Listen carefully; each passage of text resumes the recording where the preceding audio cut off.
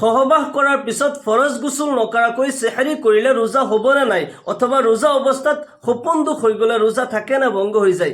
আৰু ৰমজান মাহত ফৰজ গুছল আপুনি কেনেকৈ কৰিব, ৰমজান মাহত ফৰজ গুছলৰ নিয়ম আৰু তৰিকাখিনিও মই কৈ দিম। প্ৰথমতে আমি আলোচনা কৰিম যে নাপাকি অৱস্থাত যেতিয়া গুছল ফৰজ হৈছে এই অৱস্থাত সেহৰি কৰিলে ৰোজা হ'বনে নাই, প্ৰথমতে এইখিনি আলোচনা কৰিম। তাৰপিছত ৰমজান মাহত ফৰজ গুছলৰ নিয়ম কানুনখিনি পিছত আলোচনা কৰিম। মনত ৰাখিব, ফাতাৱাই দাৰুল উলুমত লিখিছে জানাবাত অৰ্থাৎ যেতিয়া নেকি সহবাস কৰে, স্বামী স্ত্ৰী হামবিস্তৰি কৰে, ইনজাল হয়, বীৰ্যপাত হয়, এই অৱস্থাত, আৰু এটা হৈছে ইহতিলাম, সপোন দুখ হৈ গ'লে, এনেকুৱা নাপাকি অৱস্থাত বেহতৰ এইটোৱে, ভাল এইটোৱে যে প্ৰথমতে আপুনি গুছল কৰি লওক, তাৰপিছত আপুনি সেহৰি কৰক। কিন্তু বহুত সময়ত এনেকুৱা হয় যে এনেকুৱা সময়ত আপুনি সাৰ পাইছে যে আপুনি যদি খানা খাই গোসল কৰিব নোৱাৰে, আৰু গোসল কৰে তেতিয়া খানা খাব নোৱাৰে।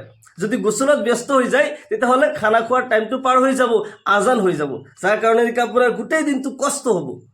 কিছু মানুহে এনেকুৱা কৰে যে গোসলৰ যিহেতুকে টাইম নাই, খানা খোৱা বাদ দিয়ে সেইদিনা ৰোজাও নাৰাখে। সেইটোতো ভুল কথা হয়। আপুনি যেতিয়া নেকি সময় নাই, আপুনি খানা খোৱাৰ সময়খিনি আছে, গোসলৰ টাইম নাই, এই সময়ত আপুনি ব্ৰাছ কৰি অথবা কুলি কৰি খানাখিনি খাই লওক। খানা খোৱাৰ পিছত ফজৰৰ নামাজৰ আগে আগে আপুনি ধুনীয়াকৈ গোসল কৰি তাৰপিছত ফজৰৰ নামাজ পঢ়ক, কোনো প্ৰব্লেম নাই। কিন্তু গোসলত ইমান দেৰি কৰিব নালাগে যে আপোনাৰ ফজৰৰ নামাজেই কাজা হৈ যায়। যদি ফজৰৰ নামাজ আপুনি এই নাপাকি অৱস্থাত নামাজ কাজা কৰি দিয়ে তেতিয়াহ'লে আপুনি গুনাহগাৰ হ'ব। কিন্তু আপুনি নাপাক অৱস্থাত খানা খাই ল'ব পাৰিব। কিন্তু ভাল হৈছে যে আপুনি উঠিয়েই ধুনীয়াকৈ গোসল কৰি লৈ তাৰপিছত খানা খাব। ফৰজ গোসল নাপাকি অৱস্থাত খানা খোৱাটো ভাল কথা নহয়। কিন্তু যদি এনেকুৱা হৈ যায়, সময় কম হয়, আপুনি যদি গোসল কৰে খানা খাব নোৱাৰে, খানা খালে গোসল কৰিব নোৱাৰে, তেনেকুৱা সময়ত আপুনি প্ৰথমতে খানাটোৱে খাই ল'ব, কিয়নো খানাৰ এই সময় পাৰ হৈ যাব। কিন্তু গোসলটো অলপ পিছতো আপুনি কৰিব পাৰিব। আমাৰ মহিলা মা ভনীসকলৰ ক্ষেত্ৰতো যদি আপোনাৰ এনেকুৱা সময় হৈছে যে আপুনি খানা বনাব লগা হৈছে আৰু খানা বনাই থাকোঁতে গোসল কৰিব নোৱাৰে, এনেকুৱা ক্ষেত্ৰতো আপুনি হাত মুখ ধুই ধুনীয়াকৈ আপুনি খানা বনাই ল'ব, আৰু খানা বহাই দিও যদি সময় আছে গোসলটো কৰি ল'ব, গোসল কৰি তাৰপিছত খানা খাব। আৰু পাকঘৰতো কিন্তু নাপাকি অৱস্থাত খানা বনাব নালাগে, আচলতে উচিত নহয়। জায়েজ আছে, উচিত নহয়।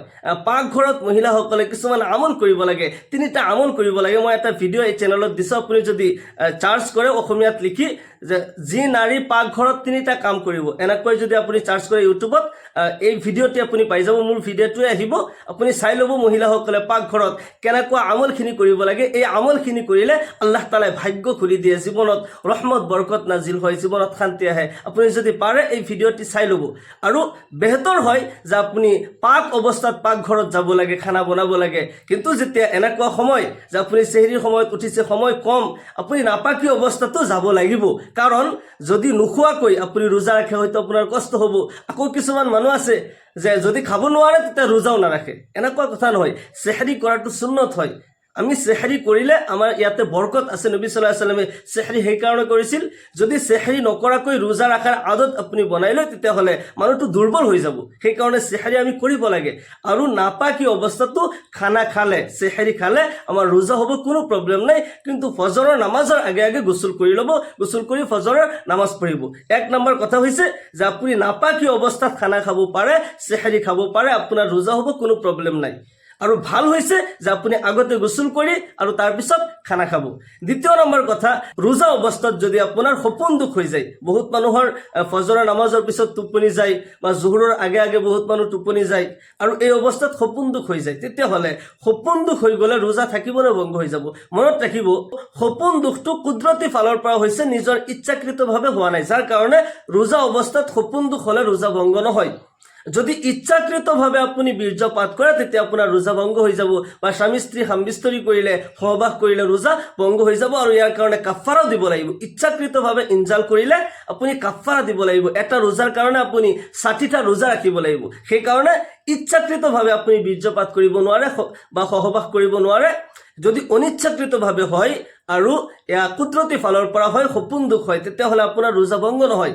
আৰু ৰোজা অৱস্থাত যিহেতুকে আপোনাৰ সপোন দুখ হৈ যায়, আৰু এই সপোন দুখ হ'লে ৰোজা অৱস্থাত আপুনি গোসল কেনেকৈ কৰিব? যদি দিনত আপুনি ফৰজ গোসল কৰি আছে, মনত ৰাখিব, ফৰজ গোসলৰ নিয়ম হৈছে যেতিয়া আপুনি গোসল কৰিব ইয়াৰ পূৰ্বে আপুনি ইস্তেঞ্জা কৰি ল'ব, পেচাব পায়খানাৰ জৰুৰত থাকিলে আপুনি পুৰা কৰি ল'ব। তাৰপিছত যেতিয়া আপুনি গোসল কৰে 2 হাতৰ কবজালৈকে প্ৰথমতে আপুনি ধুব, আৰু শৰীৰত যদি কোনো নাপাকি থাকে এই নাপাকি প্ৰথমতে দূৰ কৰিব শৰীৰত কৰবাত নাপাক লাগি আছে তেতিয়াহ'লে হেয়া পৰিষ্কাৰ কৰিব যদি কাপোৰত আপুনি পিন্ধি থকা কাপোৰত যদি কৰবাত নাপাকি লাগি আছে সেইখিনি প্ৰথমতে পৰিষ্কাৰ কৰিব কাপোৰত নাপাকি লাগি থাকিলে হেয়া আপুনি 3বাৰকৈ ধুব আৰু প্ৰতিবাৰতে এনেকৈ আটিব যে শুকাই গৈছে ভালকৈ 3বাৰকৈ আটি আপুনি ধুব লাগিব ধুই যেতিয়া শৰীৰ আৰু কাপোৰৰ নাপাকি আপুনি দূৰ কৰিলে ইয়াৰ পিছত আপুনি সুন্দৰকৈ অজু কৰি ল'ব ফৰজ গুছলৰ আগত অজু কৰি লোৱাটো সুন্নত হয় বহুত মানুহে গুছলৰ পিছত অজু কৰে গুছলৰ পিছত অজু কৰাৰ কোনো অৰ্থই নাই আপুনি যদি ফৰজ গুছলৰ আগতে সুন্দৰকৈ অজু কৰি লৈছে তেতিয়াহ'লে অজুৰ মাজত আপোনাৰ ফৰজ গুছলৰ যিখিনি নিয়ম পালন কৰিব লাগে সেই নিয়মখিনি ইয়াতে আদায় হৈ যায় কাৰণ গুছলৰ ফৰজ হৈছে 3টা এটা হৈছে গড়গড় কৰি কুলি কৰা 2 নম্বৰত নাকৰ ভিতৰত পানী দি নাকৰ নৰম অংশলৈকে ধোৱা আৰু 3য় নম্বৰত গোটেই শৰীৰ এনেকৈ পৰিষ্কাৰ কৰি ধোৱা যে এটা চুলি পৰিমাণো কোনো জায়গাত শুকান নাথাকে কিন্তু ৰমজান মাহত যদি আপুনি ফৰজ গুছল কৰি আছে আৰু ৰোজা অৱস্থাত ফৰজ গুছল কৰি আছে তেতিয়াহ'লে গলৰ ভিতৰত পানী নিয়াটো জৰুৰী নহয় কাৰণ যদি গড়গড় কৰি কুলি কৰে তেতিয়াহ'লে ডিঙিৰ ভিতৰত পানী সোমাই যোৱাৰ চান্সেছ আছে সেইকাৰণে ৰমজান মাহত দিনত যদি আপুনি গুছল কৰি আছে ফৰজ গুছল কৰিছে তেতিয়াহ'লে ডিঙিৰ ভিতৰত পানী সোমাব নালাগে আৰু নাকৰ নৰম অংশলৈও পানী সোমাই দিব নালাগে কাৰণ নাক আৰু ডিঙিৰ এটাই লাইন হয় সেইকাৰণে ৰোজাৰ মাহত দিনত যদি আপুনি গুছল কৰিছে তেতিয়াহ'লে আপুনি অলপমান জাষ্ট কুলি কৰিব নাকৰ ভিতৰত অলপমান আঙুলি দি আপুনি চাফা কৰিব একদম নৰম অংশলৈকে আপুনি পানী মাৰি দিব নালাগে এটা কথা হৈছে যে আপুনি যেতিয়া অজু কৰিব ফৰজ গুছলৰ আগত আপুনি অজু কৰোঁতে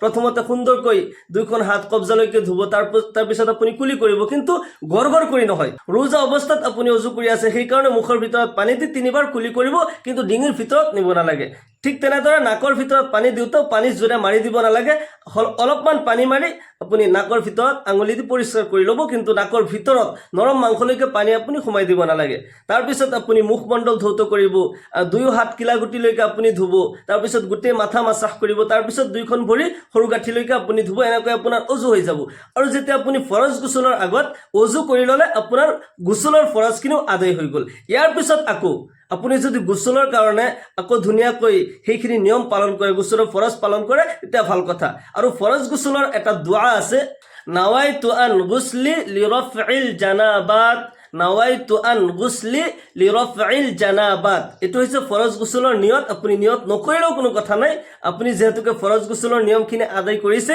নিয়ত নকৰিলেও আপোনাৰ গুছল হৈ যাব আৰু ৰোজা অৱস্থাত দিনত যদি আপুনি গুছল কৰে তেতিয়াহ'লে মনত ৰাখিব নাকৰ ভিতৰত পানী সোমাই দিব নোৱাৰে ডিঙিৰ ভিতৰত পানী সোমাই দি আপুনি গড়গড় কৰি কুলি কৰিব নোৱাৰে ইয়াতে আপোনাৰ ৰোজা ভাঙি যোৱাৰ চান্সেছ আছে কিন্তু ৰমজান মাহত যদি ফৰজ গুছল হৈছে কিন্তু ৰাতি যদি আপুনি ফৰজ গুছল কৰিছে সেহৰিৰ সময়ত কৰিছে বা আপোনাৰ ইশাৰৰ পিছতে আপুনি ফৰজ গুছল কৰিছে তেনেকুৱা সময়ত আপুনি ডিঙিৰ ভিতৰত পানী সোমাই দি গড়গড় কৰি কুলি কৰিব পাৰিব আৰু নাকৰ ভিতৰতো আপুনি পানী দিব পাৰিব আল্লাহ তাআলা আমাক সকলোকে দিনৰ সহি সমজ দান কৰক সকলোকে আল্লাহুম্মা আমিন ওয়া আখিৰু দাওয়ানা আলহামদুলিল্লাহি ৰাব্বিল আলামিন আসসালামু আলাইকুম ওয়া ৰাহমাতুল্লাহি ওয়া বাৰাকাতুহু